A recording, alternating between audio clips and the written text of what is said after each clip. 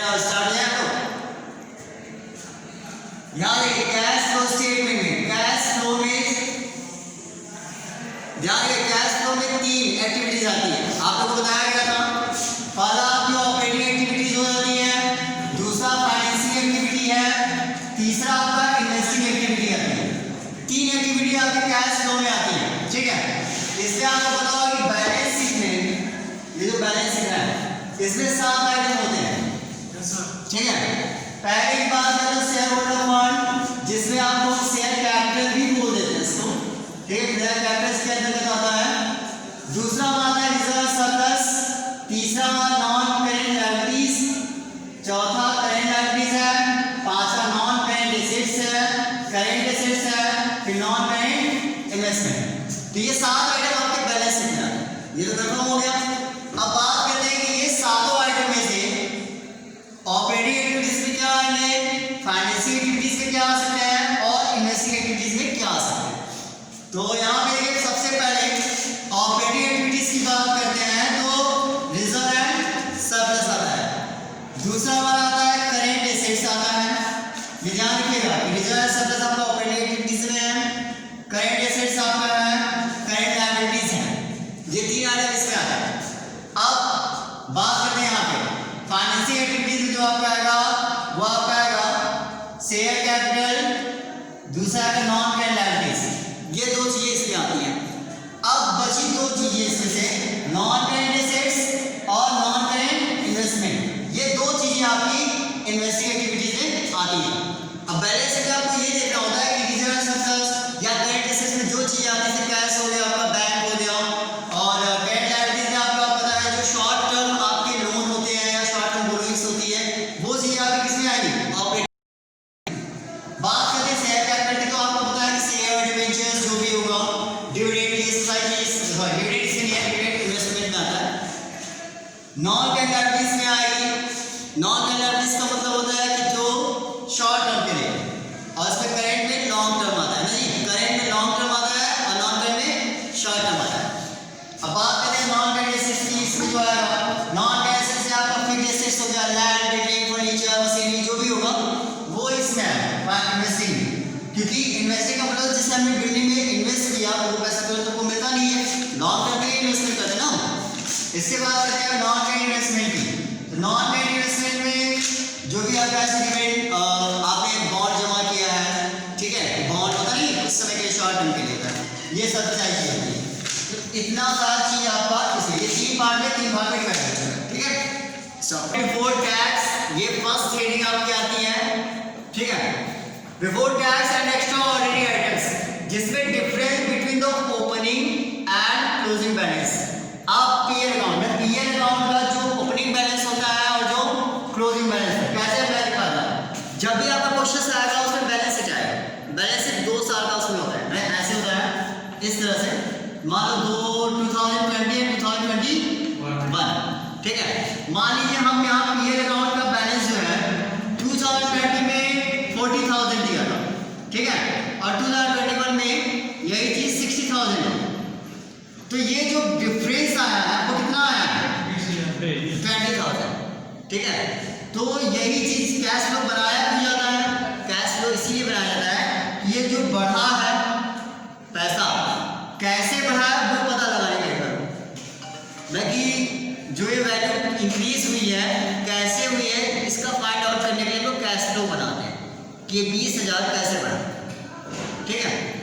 तो ये जो 20,000 है इसी की गणना करने के लिए जो है हमें ये जो पहला बैलेंस होता है ये यही आता है, ये 20,000 जो ओपनिंग एंड क्लोजिंग बैलेंस, ध्यान रखिए जो पिछले साल का होता है प्रीवियस ईयर का, ये ओपनिंग बैलेंस हो गया आपका, और ये जो होता है ये क्लोजिंग बैलेंस होता है। समझा क्या तो ध्यान माइनस कर सकते हैं। नेक्स्ट आते हैं प्रोविजन ऑफ टैक्स। अगर प्रोविजन ऑफ टैक्स अगर दिया हुआ है, टैक्स का कोई प्रोविजन है तो वो दिखाएंगे। इंटरिम डिविडेंड अगर दिया है तो वो प्लस कर लेंगे।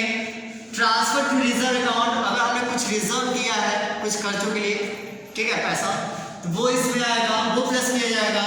प्रोपोज डिविडेंड अगर दिया है तो वो भी इसमें प्लस करते हैं, ठीक है। हाँ, अगर हमने टैक्स जमा किया वहां से कुछ रिफंड आता है हमको तो वो माइनस करेंगे। ठीक है, स्टॉप कर बढ़िए। यहाँ देखिएगा एडजस्टमेंट की बात है कि कोई चीज जो आप टैक्स एडजस्टमेंट की रह जाती है, जैसे कैश है, अगर हमने पेड किया है तो प्लस करेंगे। अगर डिप्रिशिएशन होता है हमारे किसी भी कमी, अगर एसेट में कोई डिप्रिशिएशन आता है, कमी होती है तो उसको हम प्लस करेंगे। Increase in provision for bad debts, अगर बैड डेट्स के जो प्रोविजन हमने किया तो वो बढ़ता है 200 से 400 हो गया तो वो इसमें आएगा। गुडविल रिटेन ऑफ, अगर गुडविल आपकी कम होती है तो भी इसमें जोड़ा जाएगा। Loss on sale of fixed asset, अगर आपने कोई फिक्स्ड एसेट्स बेचा और उसमें लॉस हो गया, ठीक है, तो वो भी इसमें प्लस किया। और इसका ठीक अपोजिट माइनस किया, जैसे गेन हुआ तो minus, decrease in provision for, यहाँ पे इंक्रीज था और यहाँ क्या हो गया, डिक्रीज हो गया। अब इसके बाद रेंट, इंटरेस्ट, डिविडेंड, अगर रिसीव होता है तो माइनस होगा, लेकिन अगर आप रेंट देते हैं, इंटरेस्ट पेड करते हैं, डिविडेंड पेड करते हैं तो वो क्या हो जाएगा, इसमें प्लस हो जाता है। कैश आपको रिसीव होता है तो माइनस कर देंगे। अगर डिप्रिशिएशन का अपोजिट क्या होता है, एप्रिशिएशन होता है, ठीक है, डिप्रिशिएशन में कम होना होता है, एप्रिशिएशन में बढ़ना, तो ये चीज होती है। ये सारी आपके एडजस्टमेंट है। ऑपरेटिंग में देखिए सारा कैलकुलेशन करने के बाद टोटल हमारा आता है operating profit before working capital, यानी कि नेट प्रॉफिट बिफोर टैक्स के बाद हमारा जो आता है operating profit before working capital आ जाता है, ठीक है।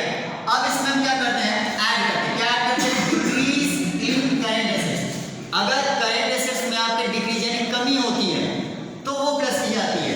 इंक्रीज इन करेंट लायबिलिटी, और जो आपकी करेंट लायबिलिटीज होती है जिसको हमको देना है, अगर वो बढ़ता है तो उसको प्लस करते हैं।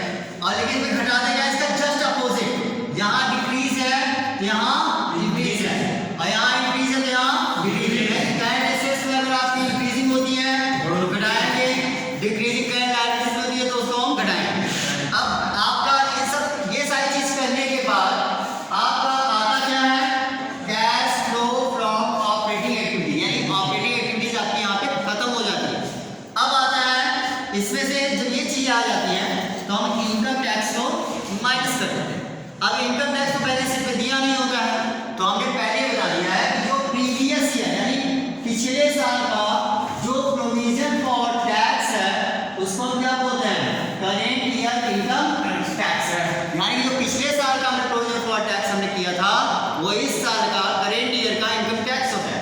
जैसे क्या होता है, अगर हम 2021 में इनकम टैक्स देना चाहते हैं तो हम पहले से पैसा कलेक्ट करते हैं, वो पैसा हम कब कलेक्ट करेंगे, 2020 से, यानी इस साल का जो रहेगा, मानिए इसका अगर प्रोविजन फॉर टैक्स 10,000 है और 2021 का 18,000 है, ठीक है, तो हम किस साल का लेंगे, 2020 का, क्योंकि हमें पिछले साल का इस साल का, और ये जो कलेक्ट कर रहे हैं ये हम 2021 में नहीं पे करेंगे, 2022 में पे करेंगे, ये उसके लिए हम बना रहे हैं, ठीक है। तो प्रोविजन फॉर टैक्स इस साल का क्या हो जाएगा, करेंट ईयर का इनकम टैक्स, तो जो भी रहेगा वो हम इसमें से माइनस कर देंगे, ठीक है। स्टॉप कर लो। अब देखिए अभी तक हमने ऑपरेटिंग एक्टिविटीज पढ़ ली थी, अब हम बात करते हैं इन्वेस्टिंग एक्टिविटीज की, ठीक है। इसमें देखिएगा सेल ऑफ फिक्स्ड एसेट्स, जो अगर फिक्स्ड एसेट्स के बेचने पे जो भी पैसा मिलता है वो ऐड कर दिया जाता है। और इनकम फ्रॉम, जैसे रेंट मिला है, इनकम हुआ, डिविडेंड मिल रहा है और इंटरेस्ट मिल रहा है, तो ये सब हमारी इनकम है, तो ये हमारी ऐड की जाएगी इन्वेस्टिंग में, क्योंकि हमने पैसा इन्वेस्ट किया था वो मिल रहा है। लेकिन इसका जस्ट अपोजिट जो रहेगा वो क्या हो जाएगा, माइनस। अगर हम परचेज किया, पैसा गया तो माइनस हो गया। अगर हमसे ये रेंट इंटरेस्ट हम दे रहे हैं, डिविडेंड दे रहे हैं तो हमारा लॉस है, वो किस में आ जाएगा, माइनस हो जाएगा। तो ये हमारा इन्वेस्टिंग की बात हो गई। लास्ट ऑप्शन आपका होता है cash flow from the financing activities. अब फाइनेंसिंग में क्या आते हैं, जैसे इशू ऑफ शेयर डिवेंचर। अगर हमने देखिए जब कंपनी को पैसा चाहिए होता है तो क्या करता है, तुरंत वो जो है वो करता है, मतलब भाई पैसा उसको चाहिए तो क्या करेगा, उसके पास कैश तो है नहीं तो वो शेयर इशू करेगा, डिवेंचर इशू करेगा, तो जो पैसा है वो तो ऐड हो जाएगा। लेकिन जब हम उस शेयर का पैसा या डिवेंचर का पैसा देते हैं, अगर ऐसा दिया है तो वो माइनस हो जाता है। हाँ, आपने जब शेयर आप पढ़ रहे थे कंपनी अकाउंट्स तो उसमें शेयर को इशू करके कुछ एक्सपेंसेस होते थे तो वो भी इसमें से माइनस होगी, ठीक है। ये चीज होगी, ये तो आपका हो गया, सारी चीजें हो गई। जब ये सब जोड़ने और घटाने